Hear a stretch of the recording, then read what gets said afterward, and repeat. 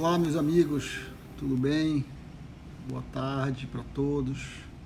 Espero que todos tenham tido aí um bom feriado, descansado, ficado em casa, né? Porque essa crise está muito grande, a gente tem que ficar em casa, se poupar e se preservar. Prazer estar todos vocês aqui. Um abraço ao Alexandre aí, Costa, meu amigo, professor lá de Belo Horizonte, Davidson, Esdras, Ana Paula, enfim, todos aqueles que estão entrando aí para a gente conversar um pouco nessa live sobre a questão dos tratados tributários do direito brasileiro.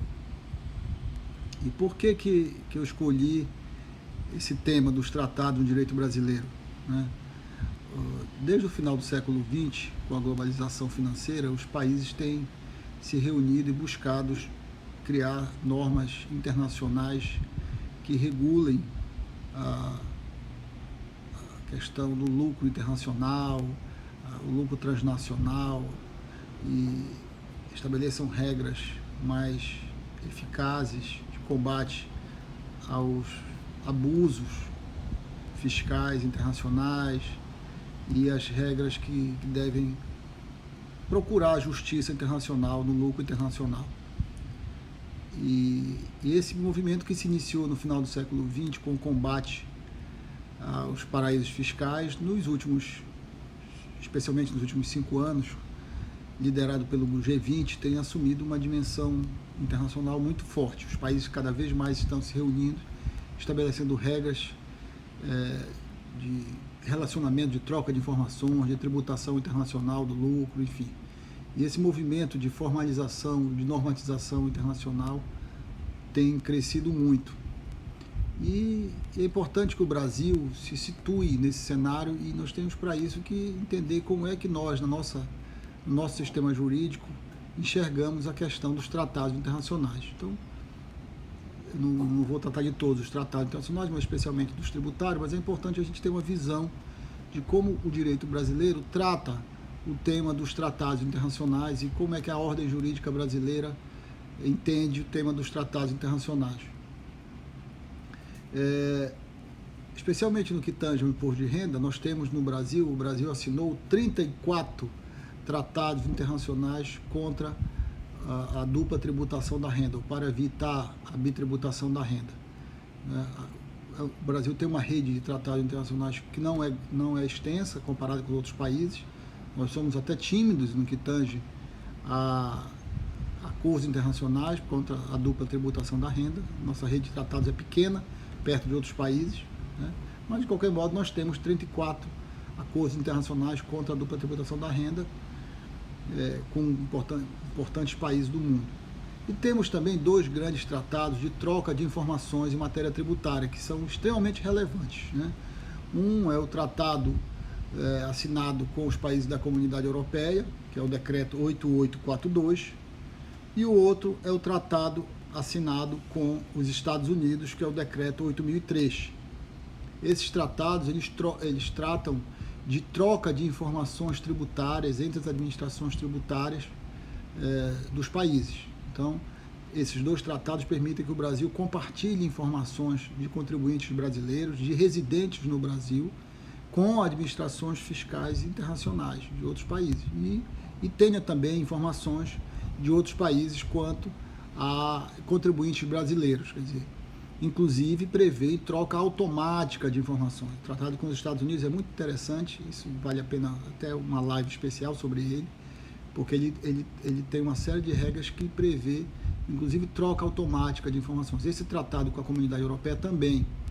Ou seja, o que é troca automática? Quer dizer, as trocas já estão acontecendo independentemente de um requerimento específico para um contribuinte. Isso é uma coisa que pode suscitar um conjunto de indagações jurídicas muito grande, porque o Brasil está informando a outros países dados bancários, fiscais, de contribuintes brasileiros, ou seja, nossos, sem sequer que nós estejamos sendo intimados, notificados dessa troca, para sabermos o que de informação está sendo divulgado. Então, são tratados que o Brasil assinou com esses países e que estão em pleno vigor, estão em pleno funcionamento atualmente.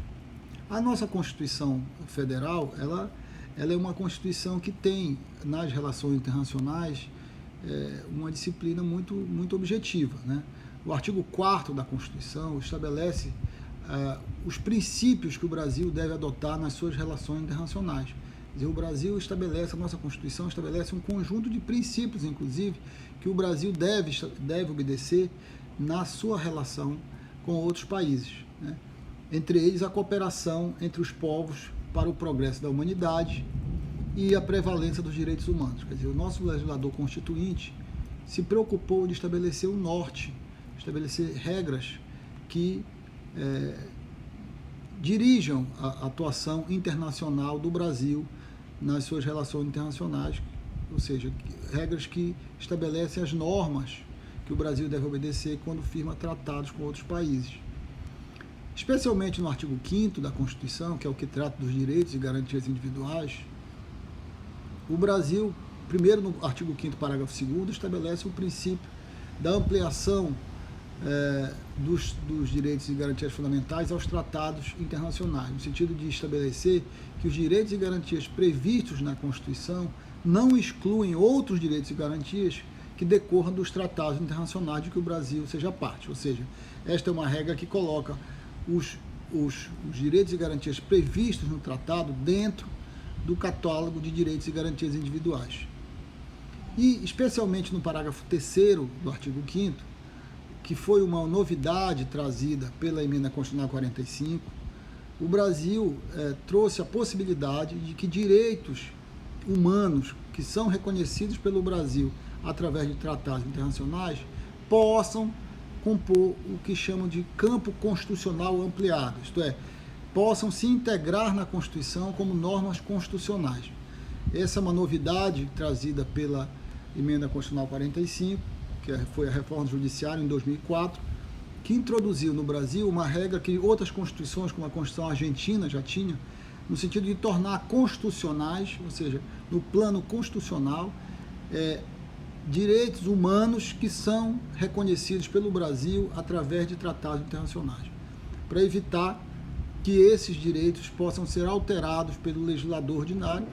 A emenda constitucional trouxe a possibilidade de torná-los direito constitucional, de tornar emenda constitucional, desde que, e aí criou o requisito, estes tratados, estes direitos humanos especificamente, sejam aprovados com o rito de medidas de emendas constitucionais. Ou seja, esses tratados que trazem direitos humanos, quando o Congresso vier a ratificá-los, se optar por ratificá-los com o rito parlamentar das emendas constitucionais, estes tratados tornam-se automaticamente normas constitucionais, que é uma novidade no direito brasileiro. Atualmente, apenas 2 tratados incorporaram-se na Constituição por essa possibilidade, que é o Decreto 6949, foi o tratado que tratou sobre a Convenção Internacional sobre os Direitos das Pessoas com Deficiência, e o Decreto 9522, que é o Tratado de Marrakech para facilitar o acesso a obras publicadas às pessoas cegas com deficiência visual ou outras dificuldades para ter acesso ao texto impresso. São 2 convenções internacionais de direitos humanos que o Brasil assinou e que foram ratificadas pelo Congresso Nacional com o rito de emenda constitucional, né, e colocadas em vigor pelo decreto presidencial, que, por terem sido aprovadas com o rito de emenda constitucional, tornaram-se automaticamente normas constitucionais. Ou seja, são direitos humanos que se tornaram norma constitucional por força da sua integração ao ordenamento constitucional brasileiro, mediante um procedimento especial de aprovação, adotado pelo Congresso Nacional, como se aqueles tratados tratassem de medida provisória, de emendas constitucionais, com rito de emenda constitucional. Muito bem. Então, os tratados no Brasil, eles se obedecem a um processo de integração que submetem a 3 passos, né?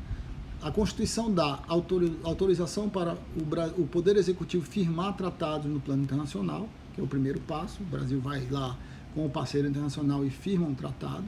O segundo é a ratificação do tratado pelo parlamento, que pode ser uma ratificação simples e o tratado se integrar normalmente à ordem brasileira, ou pode ser uma ratificação complexa, no sentido de ser uma ratificação reforçada com rito de emenda constitucional, o que é aplicável apenas para os tratados sobre direitos humanos. Se o parlamento, o Congresso Nacional, adotar o rito reforçado, esses tratados de direitos humanos se transformam em emenda constitucional.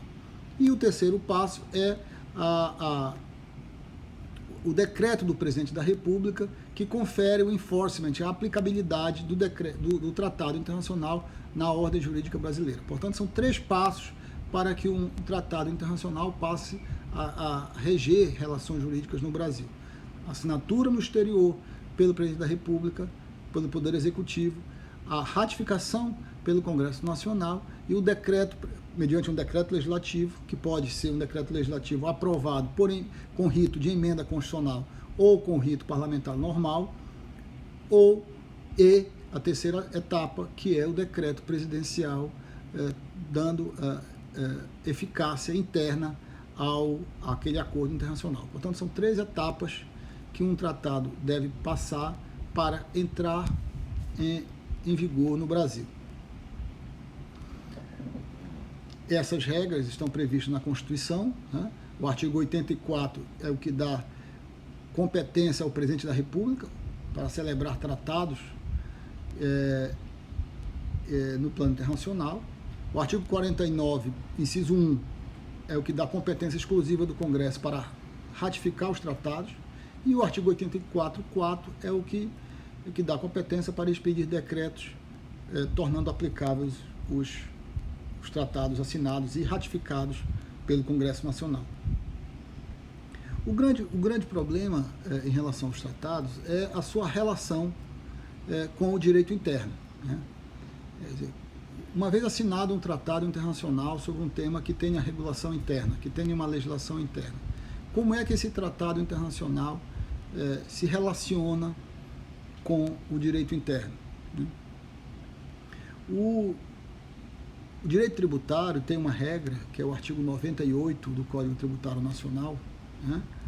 Segundo o qual, né, os tratados e convenções internacionais revogam ou modificam a legislação tributária interna e serão observados pela que lhes sobrevenha.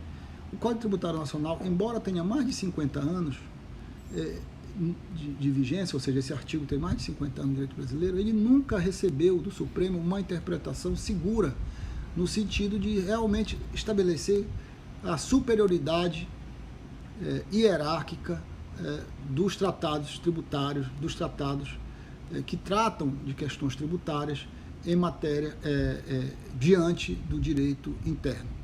O que gera um conjunto de conflitos, porque o Brasil, como eu disse, tem 34 convenções contra a dupla tributação da renda. O país tem 2 grandes convenções sobre troca de informações e nós não temos clareza qual é o relacionamento destas normas derivadas de tratado para as normas do direito interno.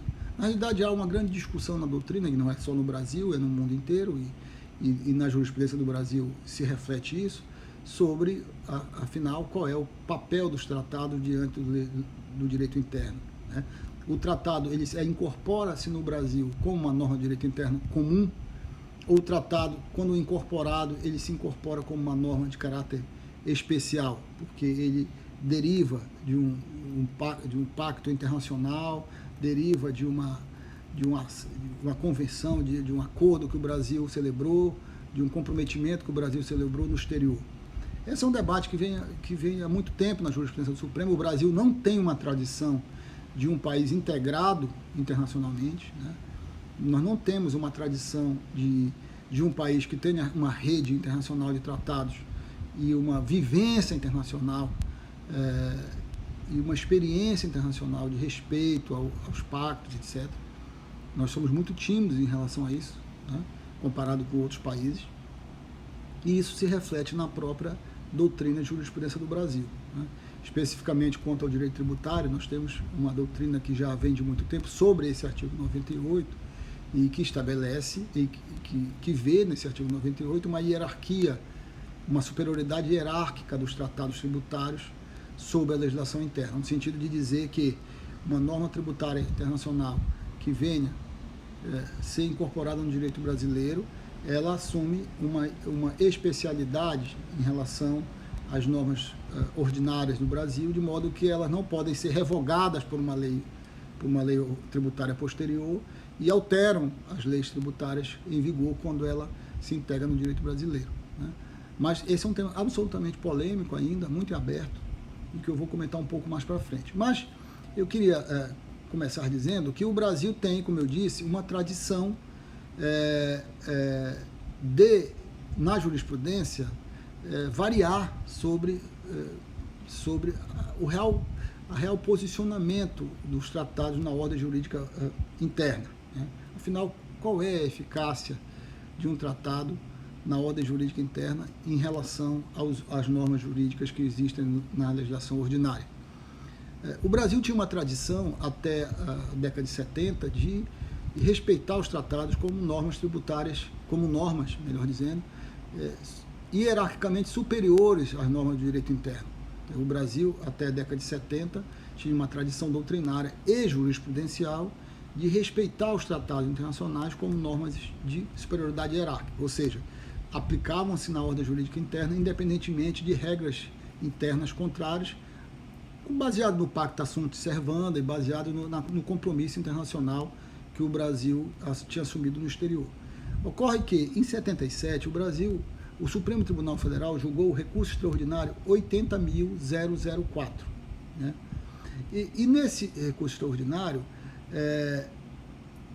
relatado pelo ministro Cunha Peixoto, houve um grande debate sobre, afinal, qual é a posição dos tratados na ordem jurídica brasileira. E nesse recurso extraordinário, o Supremo mudou essa jurisprudência, né?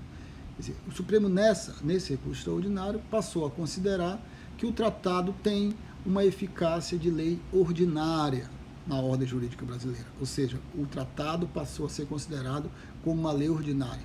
E, neste plano, e por consequência, ele passou a submeter aos critérios normais de resolução de conflitos de normas, de conflitos de regras entre uma norma anterior e uma norma posterior, uma norma geral e uma norma especial.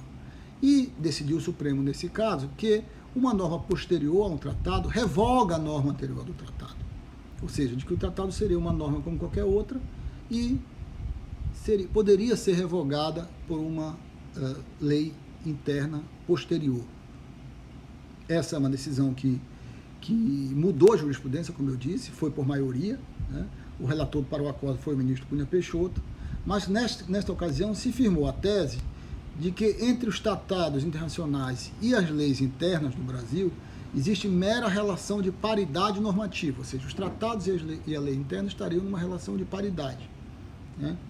E que a normatividade emergente dos tratados situava-se no mesmo plano e no mesmo grau de eficácia em que se posicionam as leis internas, permitindo, portanto, que um tratado pudesse ser revogado por uma lei interna, né?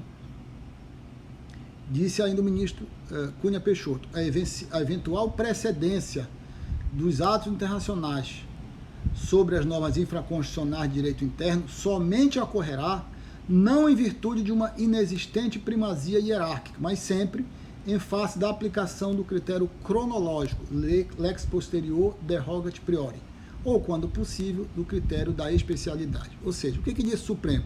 O Supremo disse o seguinte, que um tratado e uma lei interna, do ponto de vista normativo, estão no mesmo plano, e que se vier posteriormente ao outro, revoga o anterior, ou se for especial, ou se for geral, da mesma forma, ou seja, dentro dos critérios de resolução de conflitos previstos no ordenamento, equiparando o tratado a uma lei interna do ponto de vista da sua hierarquia.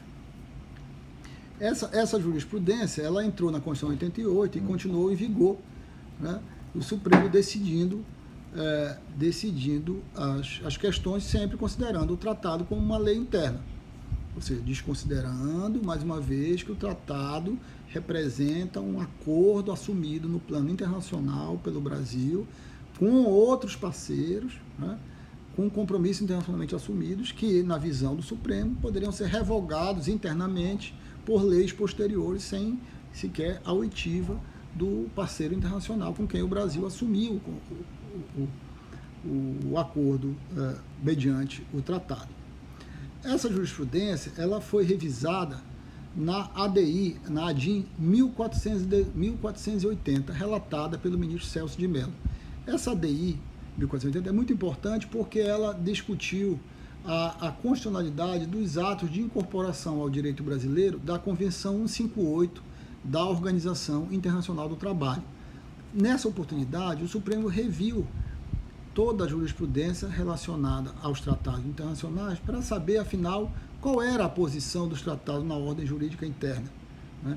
E por quê? Porque há uma doutrina, né, respeitada no Brasil, de que alguns tratados, por tratarem-se de direitos e garantias individuais, situam-se no plano constitucional por força daquele parágrafo 2º do artigo 5º que eu comentei no início.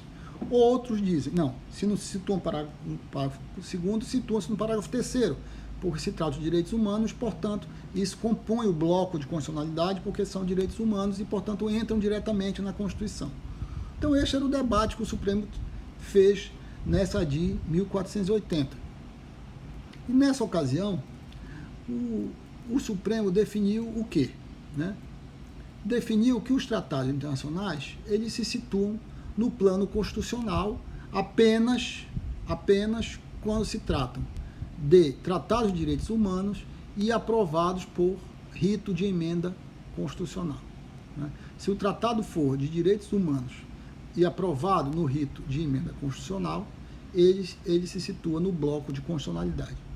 Mas se não for um tratado de direitos humanos e nem se situar, e nem tiver sido aprovado com processo legislativo de emenda constitucional, os tratados se situam como legislação infraconstitucional, né? Como legislação infraconstitucional, portanto, deve submissão à Constituição da República. No entanto, esse ADI 1480, né, posteriormente, ela foi revisitada pelo Supremo Tribunal Federal, né, no recurso extraordinário 466-343, inciso 1, dígito 1, relatado pelo ministro César Peluso. Esse recurso extraordinário se discutiu a questão da constitucionalidade da prisão do depositário infiel, que era prevista na legislação interna brasileira sobre alienação fiduciária em garantia, em face da Convenção Americana de Direitos Humanos, que proibia, né, o que proíbe a prisão do depositário fiel. Quer dizer, nós tínhamos uma lei interna que previa a prisão do depositário infiel, né, e nós tínhamos lá uma convenção internacional proibindo esta prisão. Pergunta-se, esta convenção internacional prevalece sobre a previsão interna do direito brasileiro que previa a prisão do depositário fiel? Esse era o debate nesse recurso extraordinário. Né? Nós já tínhamos, portanto, o precedente da ADI 1480 de que os decretos, de que os tratados eles submetem à Constituição e, portanto, eles estão no plano infraconstitucional. Nesse caso, o que se discute era: a Convenção revoga automaticamente a norma da legislação, e se vier uma lei posterior, revoga a Convenção ou não revoga a Convenção? Então, para decidir isso, o Supremo Tribunal Federal teve que revisitar toda a jurisprudência e a doutrina sobre, afinal, qual é o papel dos tratados na ordem jurídica brasileira, na ordem constitucional brasileira. Uma vez integrada a ordem jurídica brasileira, qual é o papel, qual é a função que os tratados têm diante, sobretudo, das outras regras que estão previstas na lei interna. Né? E nessa oportunidade, o Supremo fez uma flexibilização, ou melhor dizendo, fez uma alteração até profunda no entendimento anterior de que o tratado é apenas uma lei interna. Né? O Supremo, nesse recurso extraordinário, assentou que, sobretudo através do voto do ministro Gilmar Mendes, né, que os tratados, sobretudo dos direitos humanos, e aqui tratava-se de direitos humanos, porque nós estamos discutindo aqui a questão de prisão do depositário fiel, né, essa questão ela foi substancialmente alterada com a emenda constitucional 45, que permitiu, como eu disse, a integração constitucional dos tratados de direitos humanos, desde que aprovados por emenda constitucional. No caso, o Pacto de São José da Costa Rica era um pacto, era uma convenção aprovada antes da emenda constitucional 45. Portanto, essa hipótese não existia. O Pacto de São José da Costa Rica, a se aplicar à jurisprudência anterior, era uma mera lei interna. Portanto, lei interna, assim como era lei interna a lei da alienação fiduciária, que previa a prisão por dívida. Portanto, nós teríamos aí duas leis internas que, pela jurisprudência lá do RE 80.004, uma revogaria a outra, porque nós estaríamos tratando de duas leis internas, portanto, duas leis de hierarquia, de mesma hierarquia. Então, esta era a grande questão, quer dizer, se o tratado, o Pacto de São José da Costa Rica, que dava essa garantia individual, era apenas uma lei interna, a norma interna que previa a prisão por dívida também era uma norma interna, e uma teria revogado a outra. Mas aí o Supremo foi por outro caminho, né? Embora o Pacto de São José da Costa Rica não tenha sido aprovado no rito de emenda constitucional, até porque ele é anterior à emenda 45, que criou essa possibilidade, o Supremo foi por outro caminho, né? Adotando a abertura constitucional a partir da emenda 45 para os direitos humanos, o Supremo começou a trilhar um ou outro caminho numa direção bem diferente da que vinha trilhando até esse momento, né? E o ministro Gilmar Mendes, que foi quem conduziu o debate, né, trouxe para o Brasil a figura do Estado Constitucional Cooperativo, né, que é uma categoria criada pelo professor Peter Haber, alemão, no sentido de que os estados constitucionais atuais, eles não são estados voltados para si mesmos, mas são estados voltados para a ordem internacional. Ou seja, de que os estados não são mais os estados nacionais do século XIX ou do início do século XX, são estados que têm uma integração internacional, e essa integração internacional ela não pode ser desconsiderada quando se está diante de acordos internacionais que foram tomados pelos estados, assumidos pelos estados no plano internacional. Acordos internacionais, portanto, que afastam a tese, né, da mera legalidade formal de uma convenção internacional diante do direito interno. Ou seja, para o ministro Gilmar Mendes, esse novo perfil do Estado Constitucional não permite a manutenção daquela jurisprudência lá do RE 80.004 de equiparar um tratado internacional a uma mera lei interna. E era preciso, segundo o ministro Gilmar Mendes, fazer uma distinção, né? Se o Brasil assume um compromisso internacional, e nesse caso aqui estávamos falando de um compromisso internacional no plano dos direitos humanos, né? Esse compromisso internacional assume na ordem jurídica brasileira um caráter de supralegalidade, né? Quer dizer, criou-se aqui uma posição intermediária entre a legislação, o tratado como lei interna ordinária, como era a jurisprudência, e o bloco de constitucionalidade, que é o tratado aprovado por emenda constitucional. Então, como esse Pacto de São José da Costa Rica não foi aprovado por emenda constitucional, nós estaríamos aí diante de um tratado de direito humano não aprovado por norma constitucional, por emenda constitucional, né, por rito de emenda constitucional, melhor dizendo, mas com superioridade hierárquica por se tratar de direitos humanos.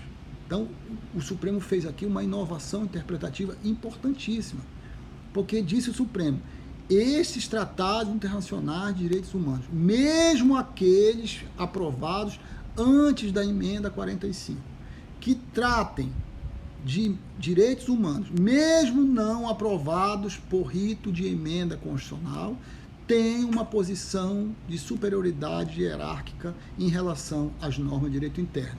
Esta superioridade hierárquica traz duas consequências objetivas. Primeiro, de derrogar as normas anteriores que com ele contradizem.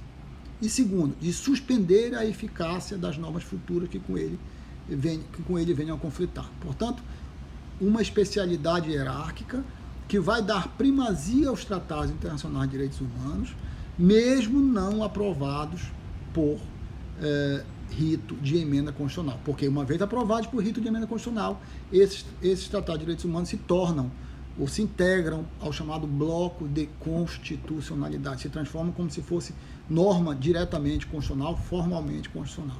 Então, aqui, esse RE, ele representa dizer assim, uma mudança copernicana na jurisprudência do Supremo sobre a posição dos tratados.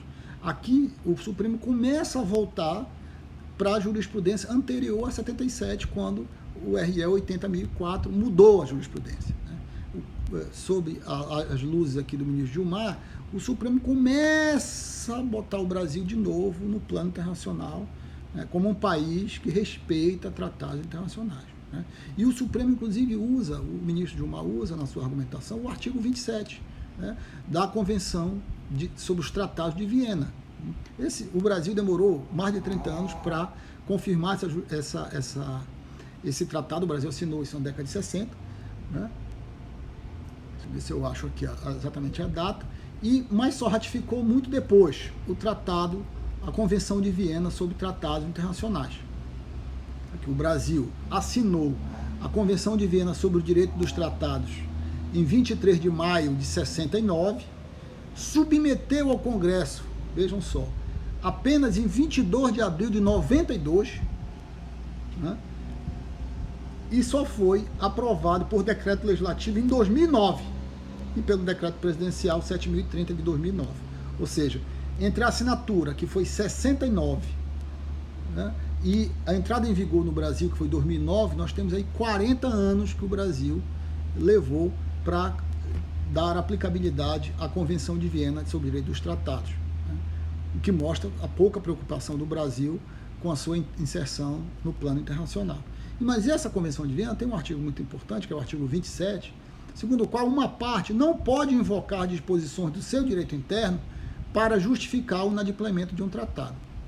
Ou seja, uma parte não pode dizer que não cumpre um tratado porque tem uma lei interna.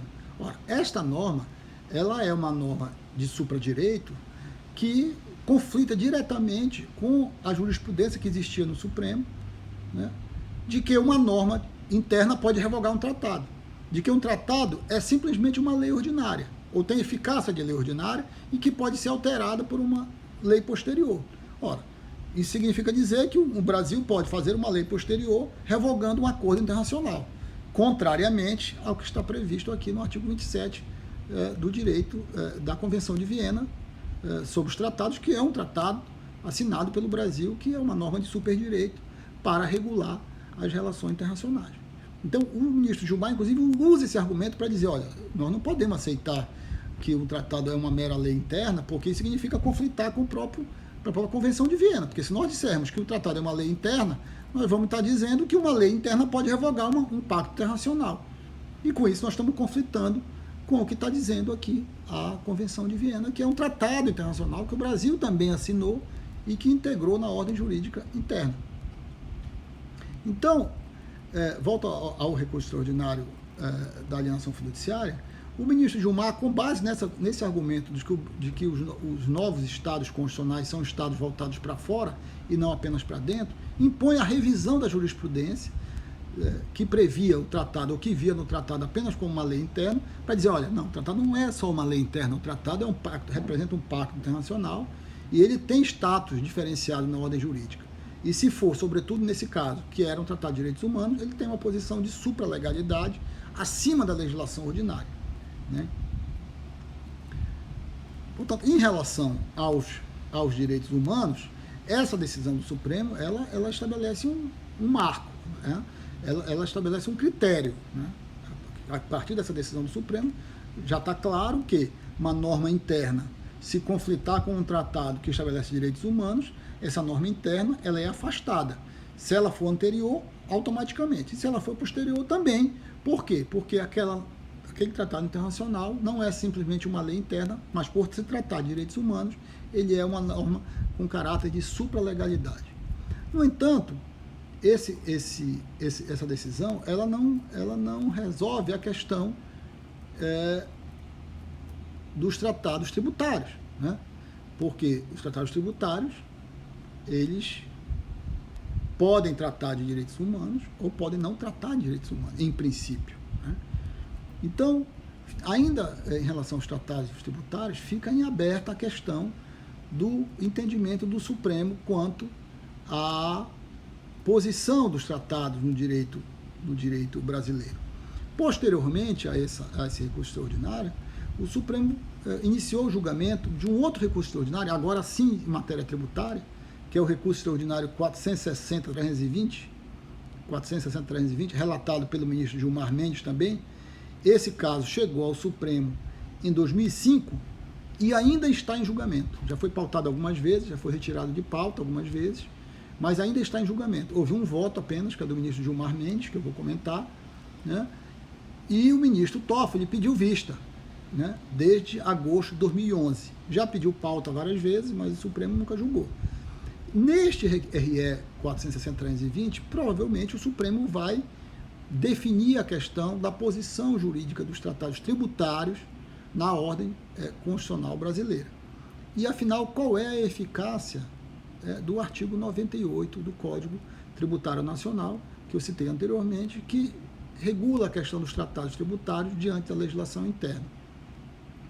Nesse recurso extraordinário, se discute uma regra do tratado entre o Brasil e a Suécia, né, e a sua eficácia diante da legislação interna. Segundo a parte interessada, a norma interna que previa uma distribuição, que a antiga tributação de dividendos, na remessa para o acionista sueco, conflitaria com a norma do Tratado Internacional adotado pelo Brasil. E isso geraria um conflito e uma ofensa ao artigo 98 do Código Tributário Nacional, que estabelece, segundo a tese deduzida pelo contribuinte, uma superioridade hierárquica, né?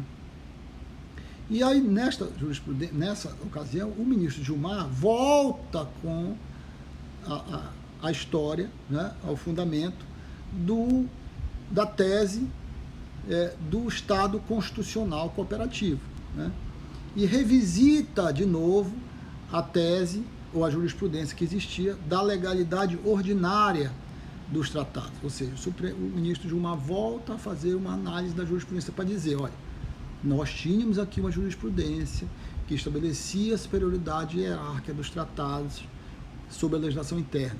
Esta jurisprudência foi alterada pelo recurso extraordinário 80.004, em 77, relator o ministro Cunha Peixoto, que estabeleceu a paridade normativa entre os tratados e a legislação interna. Esta jurisprudência vigorou esses anos todos, veio a Constituição 88, criou a excepcionalidade por direitos humanos. Nós julgamos aqui a medida, a ADIM 1400, depois julgamos o recurso extraordinário da alienação fiduciária versus Pacto de São José da Costa Rica, estabelecemos a supralegalidade em matéria de direitos humanos para tratados que tratam de direitos humanos, mesmo anteriores à emenda constitucional 45, mas aqui nós estamos diante de uma situação diferente. Aqui nós estamos diante de uma situação de norma tributária, né? E as normas tributárias têm a questão do artigo 98 do Código Tributário Nacional, que estabelece, sim, nesse caso, uma preferência ou uma hierarquia para os tratados internacionais em matéria tributária sobre a legislação interna. É interessante observar que o ministro Gilmar faz uma digressão importante sobre qual é o papel desse processo de ratificação dos tratados na legislação interna, né? Porque isso é muito importante, né? Quando o Brasil ratifica um tratado internacional, essa norma, quando se incorpora ao direito brasileiro, ela se incorpora como uma norma qualquer, né? Não esqueçam que o tratado ele é incorporado através de um processo, como eu disse, que passa pela assinatura, promulgação mediante um decreto legislativo e entrada em vigor por um decreto executivo, né? Esse decreto executivo ele é uma norma como qualquer outra do direito brasileiro, né? Se for uma norma como qualquer outra, ele pode ser revogado como qualquer outra norma. Se for uma norma especial, ele tem características especiais e não podem ser revogadas, não pode ser revogada por uma norma normal, por uma norma qualquer do direito interno. E aí o ministro Gilmar diz, os tratados não tratam, esses decretos não tratam de mera incorporação no plano interno, mas da própria criação de normas internacionais. Deve o intérprete constitucional inevitavelmente concluir: 1. Que os tratados internacionais constituem, isso aqui é importante, os tratados internacionais constituem por si sós espécies normativas infraconstitucionais distintas e autônomas, que não se confundem com as normas federais, tais como decretos legislativos, decretos executivos, medidas provisórias, leis ordinárias ou leis complementares, e que a Carta da República não respalda o paradigma dualista. Ou seja, o que o ministro Gilmar está dizendo é o seguinte: uma norma de tratado não é uma norma como qualquer outra, é uma norma diferenciada em relação às normas do direito brasileiro. Diz ainda o ministro Gilmar: o tratado internacional não necessita ser aplicado na estrutura de lei ordinária ou lei complementar, nem ter status paritário com qualquer deles, pois tem assento próprio na Carta Magna, com requisitos materiais e formais peculiares. Então, aí ele chama a baila a aplicação do artigo 98. No mínimo, a Constituição Federal permite que norma geral, também recebida como lei complementar, para regular limitações constitucionais do poder tributar, garanta a estabilidade dos tratados internacionais em matéria tributária, em detrimento de legislação infraconstitucional interna superveniente a teor do artigo 98 do CTN.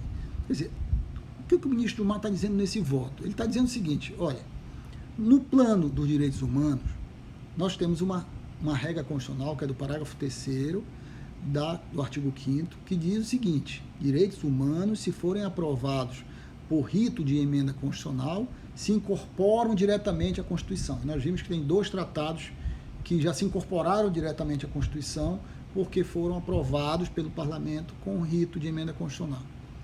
E os demais tratados de direitos humanos que não foram aprovados com este rito, pelo ministro Gilmar, esses demais tratados submetem a uma condição de supralegalidade, porque tratam de direitos humanos e, portanto, estão protegidos da alteração pelo legislador ordinário em função da figura ou do perfil do Estado brasileiro como um Estado integrado na ordem internacional.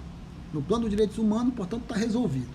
Vemos agora para o direito tributário. Bem, mas o Brasil assina um conjunto de tratados internacionais que não são diretamente ligados aos direitos humanos. Qual é, afinal, o lugar desses tratados internacionais de matéria tributária na ordem constitucional brasileira? Seriam meras leis ordinárias, portanto, submetidas à jurisprudência anterior, que dizia que um tratado é igual a uma lei ordinária, portanto, ser alterado por uma lei ordinária como qualquer outro?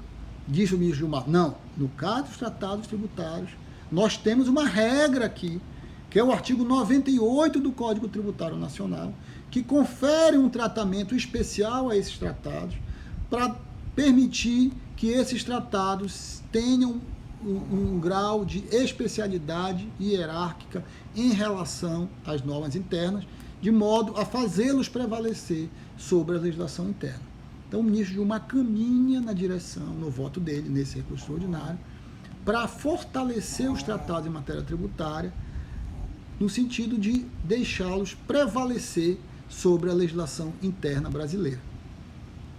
Esta jurisprudência, o que o Luciano está aqui me perguntando, como fazer essa relação de direitos humanos e tributação, os relativos a países com tributação favorecida e o combate à lavagem de capitais sem caixaria? Pois é, Luciano, aqui é o ponto que eu vou tratar agora, quer dizer, vamos ficar na jurisprudência anterior. Tratados de matéria tributária, de modo geral, vamos pegar os tratados contra a dupla tributação da renda, que estabelecem regras que regulam a relação jurídica de pessoas que têm relacionamento com 2 jurisdições, com 2 países. Esses tratados podem se enquadrar dentro da figura de tratados de direitos humanos?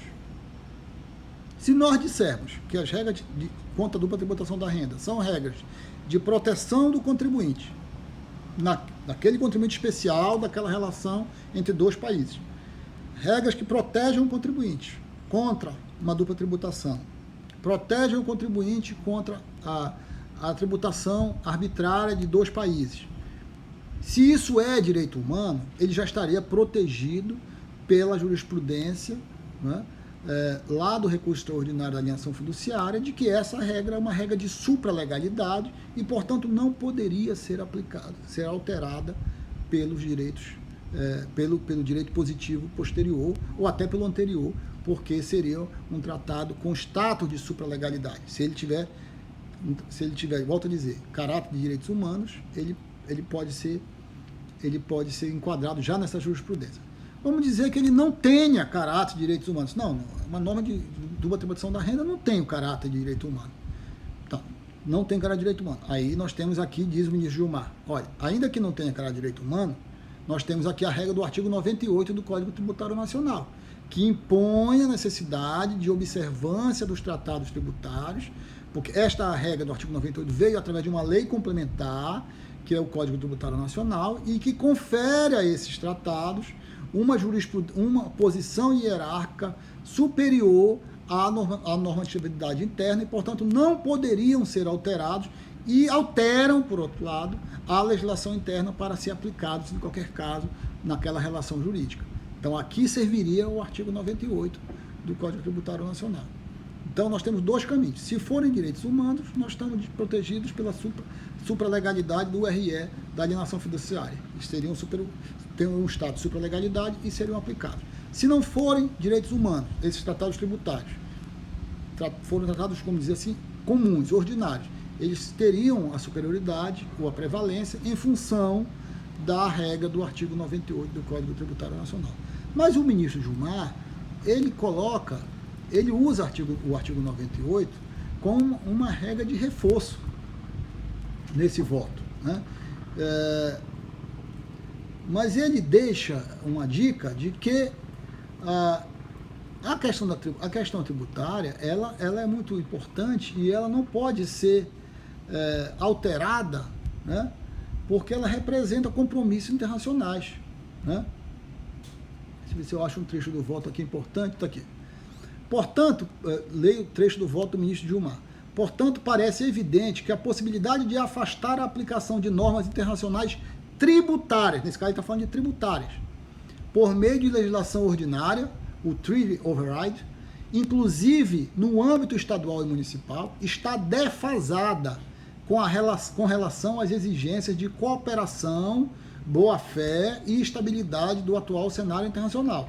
E, sem sombra de dúvidas, precisa ser refutada por esta Corte. Ou seja, mesmo na questão tributária, o ministro Gilmar parece indicar uma superioridade hierárquica dos tratados, apoiada na premissa de que os tratados representam compromissos internacionais firmados pelo Brasil e, portanto, devem ser respeitados por sinalizarem cooperação, boa-fé e estabilidade do atual cenário internacional. Mesma argumentação que ele trouxe no tratado, na discussão sobre o Pacto de São José da Costa Rica, no recurso extraordinário que eu citei anteriormente, né?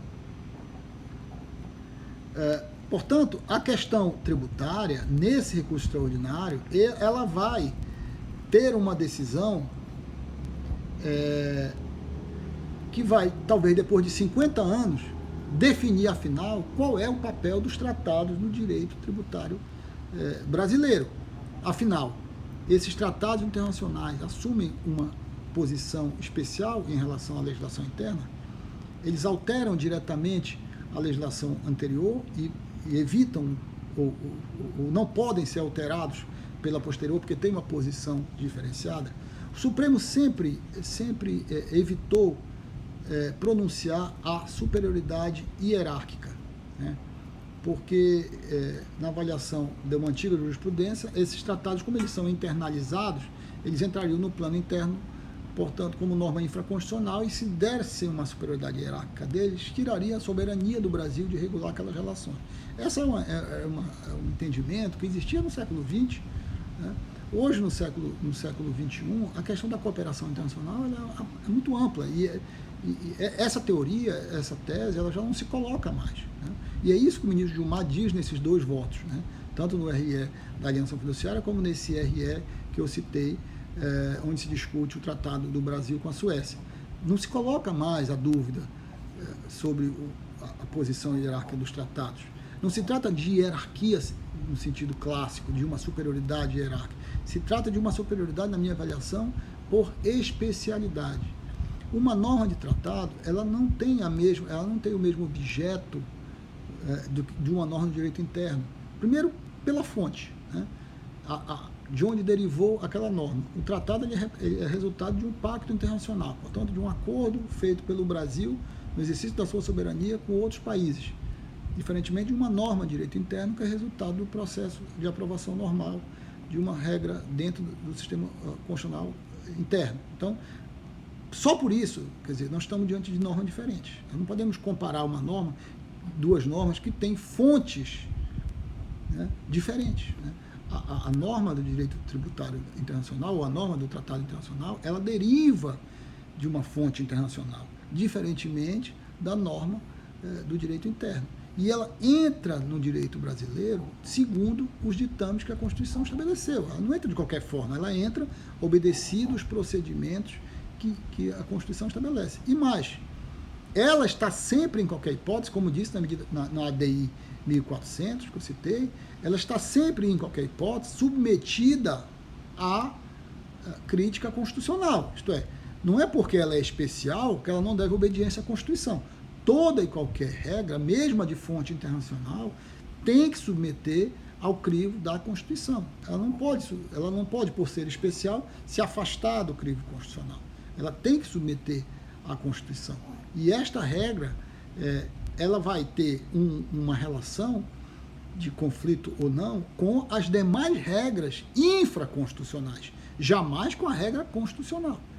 Então, a relação da regra internacional é com a legislação interna. E essa relação é sempre, na minha avaliação, de prevalência, não por hierarquia, não é porque ela está num patamar superior, embora o Supremo tenha dito isso no tratado, quando analisou o Tratado de São José da Costa Rica, para afirmar a sua prevalência sobre a legislação interna. Não me parece que eu precise dizer que um tratado é hierarquicamente superior para que ele tenha prevalência sobre a legislação interna. Basta que eu diga que um tratado ele tem prevalência não por hierarquia, mas por especialidade. O critério, a meu ver, não é hierárquico, mas de especialidade. Nós estamos tratando de regras que têm fontes normativas diferentes. Nós não estamos tratando de regras que estão na mesma fonte normativa.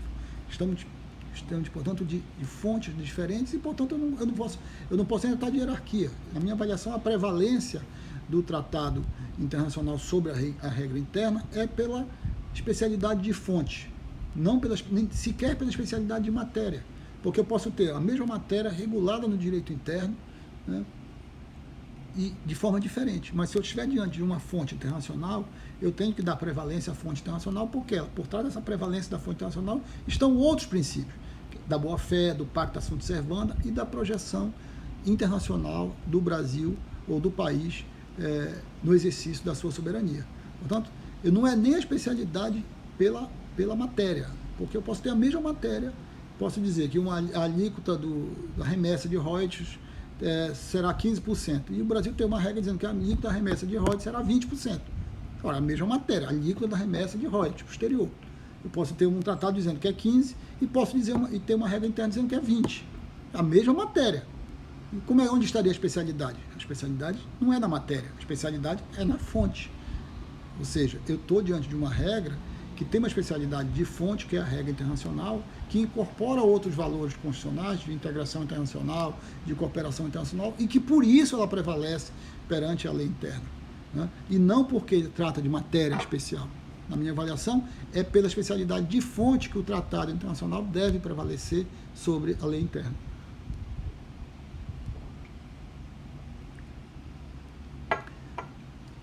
No entanto, o Supremo voltou a analisar esse assunto da superioridade hierárquica dos tratados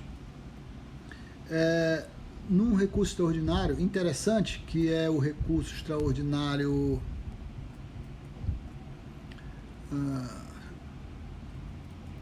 se eu acho aqui, recurso extraordinário 636-331 no Rio de Janeiro, onde ele decidiu o conflito entre o Código de Defesa do Consumidor e a Convenção de Varsóvia. E esse é um recurso extraordinário mais recente, de 2017, 636-331, com repercussão geral, portanto é um recurso que tem eficácia geral, onde se discutia se os limites da Convenção de Varsóvia na responsabilidade do transportador aéreo eram ou não eram aplicáveis no direito brasileiro em face das regras do Código de Defesa do Consumidor. Ou seja, uma típica regra de conflito, caso de conflito entre o Código de Defesa do Consumidor, uma norma interna, com uma regra internacional estabelecida, que era a Convenção de Varsóvia. Volto aqui, vou parar aqui para responder o Luciano. Luciano, ao se adotar a prevalência da fonte, não se retira a competência do Congresso para tratar de matéria tributária também juntamente com o Executivo? Eu entendo que não, Luciano, porque o Congresso Nacional ele participa do processo de ratificação do tratado. Então, o tratado ele é uma conjunção de vontades. O presidente da República assina, o Congresso ratifica, e o Congresso pode fazer ressalvas ao tratado, pode fazer ressalvas a termos, a expressões do tratado, a artigos do tratado, e o presidente dá aplicação. Portanto, eu não vejo onde tirar a competência, porque o Supremo, o Congresso, ele participa do processo de ratificação do tratado. Eu vou fazer um pequeno break aqui, mas eu volto em 1 minuto, porque eu preciso fazer um break, tá bom? Um abraço, 1 minuto. Um abraço. Oi, pessoal, voltando aqui. Então, nesse recurso extraordinário que eu citei, que é o recurso extraordinário 636-331 do Rio de Janeiro, o Supremo faz uma análise interessante, é um acórdão longo, sobre o conflito entre o Código de Defesa do Consumidor e a Convenção de Varsóvia, que estabelece limites para a responsabilidade objetiva do transporte internacional, do transporte aéreo internacional. E é interessante porque nesse acordo o Supremo volta a discutir a questão do status dos tratados, né? E aqui nesse recurso extraordinário eles reforçam a jurisprudência de que, se tratando de direitos humanos, os tratados têm superioridade hierárquica, portanto ficam no status de supralegalidade em relação às normas internas. Se esses direitos humanos forem ratificados por rito de emenda constitucional, esses tratados passam a compor o bloco de constitucionalidade, portanto, são considerados como emendas constitucionais, mas se não forem nenhuma coisa nem outra, os tratados são mera lei interna, ordinária, e, portanto, passam a ser equiparados à legislação interna e, portanto, poderiam ser alterados por norma interna, né? E aí volta a discussão. Aqui era um tratado de responsabilidade de transporte aéreo, né? E a pergunta é, prevaleceria ou não prevaleceria o Tratado de Varsóvia diante do Código de Defesa do Consumidor, que é uma lei interna? E o Supremo debateu muito isso nesse acordo. No final decidiu, isso é importante, decidiu que prevaleceria o tratado. Portanto, prevaleceu aqui também a regra do tratado em face do Código de Defesa do Consumidor, mas, e aqui o voto do ministro Barroso foi muito importante, por conta de uma regra constitucional, que é o artigo 178 da Constituição Federal, que estabelece a obrigatoriedade do Brasil respeitar os pactos internacionais em matéria de transporte aéreo internacional. E por que eu chamo a atenção sobre esse acordo? Porque esse acordo ele vem confirmar a jurisprudência anterior à ADI 1400, que é a ADI que tratou da OIT, das normas de incorporação da Convenção da OIT no Brasil, que diziam, desde lá, Cunha Peixoto, né, que o tratado é uma mera lei interna. Ou seja, vocês vejam o que eu estou dizendo aqui. O Supremo, ele caminha na direção da prevalência dos tratados, mas sempre com o pé da jurisprudência anterior, que considera o tratado uma mera lei interna. Portanto, uma lei que pode ser alterada por uma lei interna posterior, né? Ou seja, nós não encontramos na jurisprudência do Supremo uma norma, uma jurisprudência tranquila, que diga simplesmente o seguinte: tratado internacional prevalece sempre sobre lei interna. Não há na jurisprudência do Supremo regra que digam isso. O Supremo já disse que o Congresso pode, a União Federal pode fazer tratados internacionais regulando o imposto de estados e municípios. Mas quando disse isso, disse porque, fundamentado, ministra Carmen Lúcia, no RE,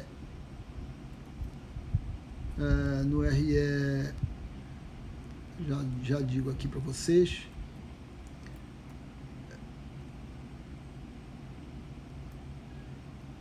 no RE 229.096, o Supremo disse: no âmbito tributário, é possível a concessão de isenção de tributos estaduais e municipais por meio de tratados internacionais. Ou seja, nesse RE, o Supremo disse: olha, um tratado internacional pode regular impostos estaduais e municipais. Por quê? Porque a União, quando vai lá fora e faz um tratado internacional, ela age no exercício da soberania do país. Portanto, ela pode regular tributos estaduais e municipais. Mas parou aí. Não disse que o tratado tem superioridade sobre a norma interna. Disse apenas que ela pode regular e prevalece, mas não precisou se apoiar no artigo 98. Vem a jurisprudência dos direitos humanos, o Supremo faz uma linha de corte. Para direitos humanos, nós temos uma outra regra. Se for direitos humanos o tratado e tiver sido aprovado por rito de emenda constitucional, se transforma em emenda constitucional. Se for tratado de direito humano, mas não tiver sido aprovado por norma, por regras de emenda constitucional, aquele tratado é direito interno, mas com uma posição hierárquica superior à legislação ordinária, ou seja, não pode ser alterado pela legislação ordinária. E se for tratado internacional de matéria tributária, não direito humano? Ministro Gilmar, nesse voto do julgamento que não concluiu ainda. Neste caso, nós temos que dar prevalência ao tratado internacional por força do artigo 98 do Código Tributário Nacional. Então vejam que o argumento de que o Brasil tem que submeter aos seus pactos internacionais, ele entra na jurisprudência como um argumento de reforço ou de justificação, mas não como um argumento fundamental. Quer dizer, não tem na jurisprudência brasileira uma decisão clara no sentido de dizer, olha, tratado internacional sempre vai prevalecer porque representa a posição internacional do Brasil. Tanto é que nesse acórdão do Pacto de Varsóvia, onde se discute o Código de Defesa do Consumidor versus as normas do Pacto de Varsóvia, o Supremo teve que apelar à regra do artigo 178 para dizer, não, nesse caso vai prevalecer o Pacto de Varsóvia porque o Pacto de Varsóvia está apoiado na regra da Constituição, no artigo 178. Porque nesse caso o Código de Defesa do Consumidor é posterior ao Pacto. Portanto, se era posterior, ele poderia ter revogado o Pacto de Varsóvia. Essa é a discussão que se colocava. Então, se o Pacto de Varsóvia era uma lei ordinária, e se a jurisprudência diz que lei ordinária posterior pode revogar um tratado que tem eficácia de lei ordinária, o Código de Defesa do Consumidor teria que prevalecer, que não estabelece limite à responsabilidade. Né? E aqui, nesse caso, o Supremo diz, não, prevalece o Pacto de Varsóvia, não por causa da regra da cronologia, mas por causa da Constituição, que tem, no caso do transporte aéreo, uma referência especial no artigo 178, e que por isso nós damos a prevalência ao Pacto de Varsóvia, diante do Código de Defesa do Consumidor. Em conclusão, eu quero chamar a atenção desse acordo, por quê? Primeiro, porque ele é de 2017, portanto, mais recente do que o voto do ministro Gilmar e do que as anteriores recurso extraordinário da alienação fiduciária e do recurso da ADI, da Organização Internacional do Trabalho. Porque nesse caso, nós estamos tratando de um tratado normal, de uma relação de direito privado, portanto, aqui não há falar de direitos humanos, uma relação de direito privado e com um tratado internacional regulando uma relação internacional, e nesse caso o Supremo trouxe de novo a aplicação da regra da paridade normativa entre o tratado internacional e a lei interna. A mostrar o quê? A mostrar que nós não temos na jurisprudência do Supremo Tribunal Federal ainda uma jurisprudência consolidada no sentido de estabelecer a prevalência dos tratados sobre a legislação interna. Nós não temos na jurisprudência suprema um entendimento claro de que qualquer que seja a matéria, um tratado internacional sempre vai prevalecer sobre o direito interno por especialidade da sua natureza, por especialidade da sua fonte, por representar a manifestação internacional de um compromisso do país com terceiros países para aquelas relações jurídicas estabelecidas no tratado que foi incorporado na ordem jurídica brasileira e que presume-se seja constitucional. Porque se o tratado for inconstitucional, ele é inconstitucional como qualquer outra norma. Mas se ele for compatível com a Constituição, ele deveria ter prevalência sobre a ordem jurídica interna, independentemente da norma jurídica interna. Nós não temos na jurisprudência do Supremo Tribunal Federal uma clareza quanto a esse entendimento, o que gera a todo momento dúvidas interpretativas, conflitos interpretativos, e na minha avaliação vão gerar muito mais. Por quê? Porque a ordem internacional, ela hoje é uma ordem de cooperação. Os tratados, as convenções, os acordos, os países estão cada vez mais fazendo alianças internacionais, nos fóruns internacionais, há um movimento internacional de padronização normativa. Isso está acontecendo e é inexorável que o Brasil insira-se nesse contexto. A adesão do Brasil à OCDE vai trazer para o Brasil um conjunto imenso de compromissos internacionais. A OCDE regula um conjunto imenso de situações por convenções internacionais, por padrões normativos que são internacionalmente fixados, e o Brasil vai ter que se colocar nesse cenário e tem que se colocar com segurança jurídica. Como é que o Brasil vai entrar num organismo de cooperação internacional onde estão as maiores economias do mundo e tem uma interpretação jurisprudencial vacilante quanto sequer à eficácia dos acordos que faz? Como é que o Brasil vai entrar na OCDE, fazer acordos que são multilaterais com 50, 100 países de uma vez só e aqui internamente estabelecer regras diferentes? E aqui ter tribunais que digam que não, que aquele acordo que aquela decisão do tratado não se aplica porque houve uma medida provisória ontem e que estabeleceu diferente.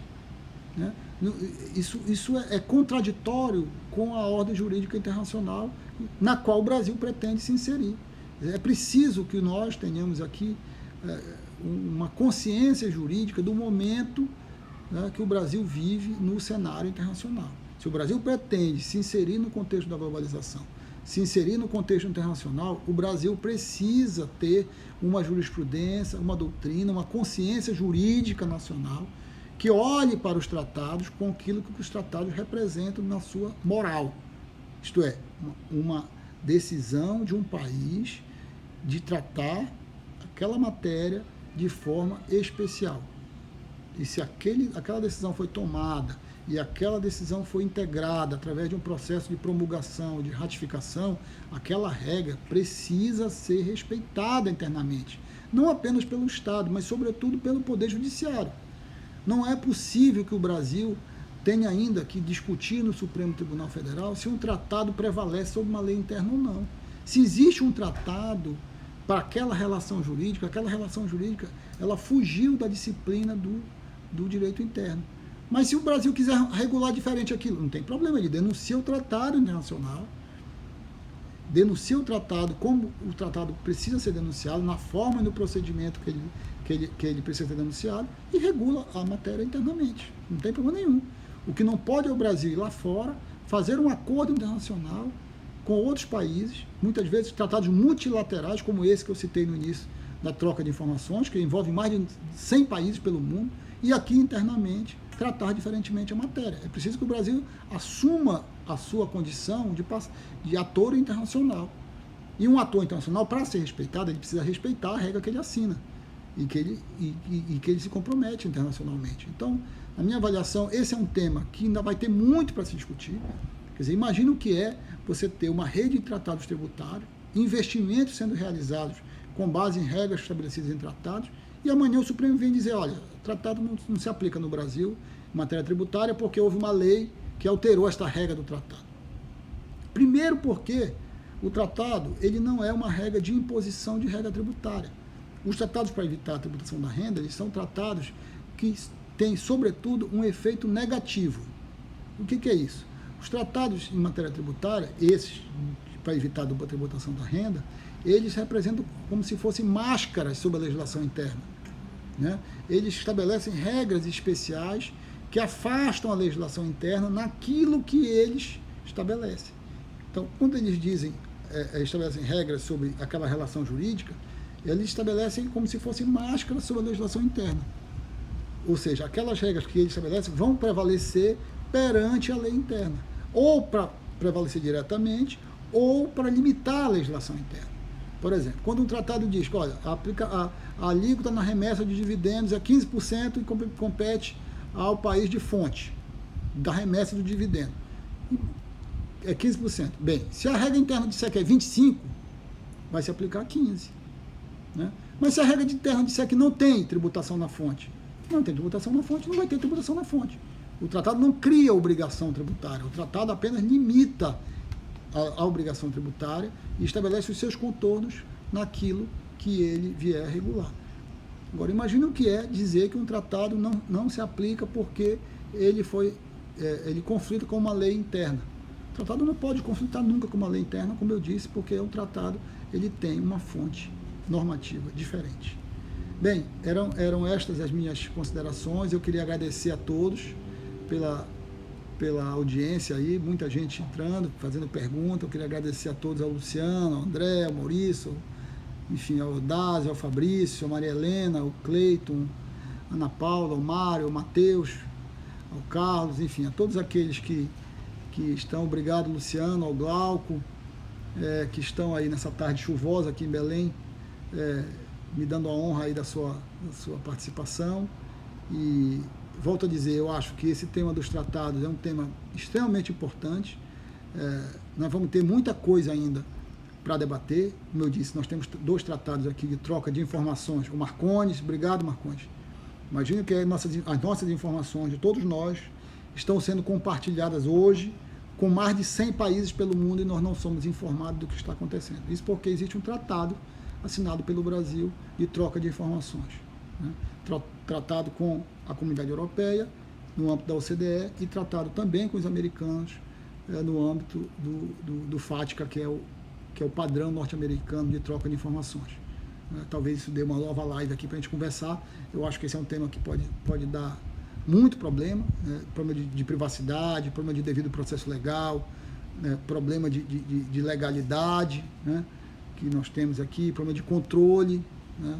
Então eu acho que nós temos aí, no âmbito dos tratados, dessa nova ordem jurídica internacional, muita coisa, muita matéria-prima para quem lida com o direito tributário e com o direito constitucional, para debater, porque vai ter muito problema jurídico para ser enfrentado nos próximos anos, sobretudo porque, primeiro, que nós não temos uma tradição de respeitar tratados, né? A nossa doutrina, embora seja extremamente avançada, a nossa jurisprudência não é.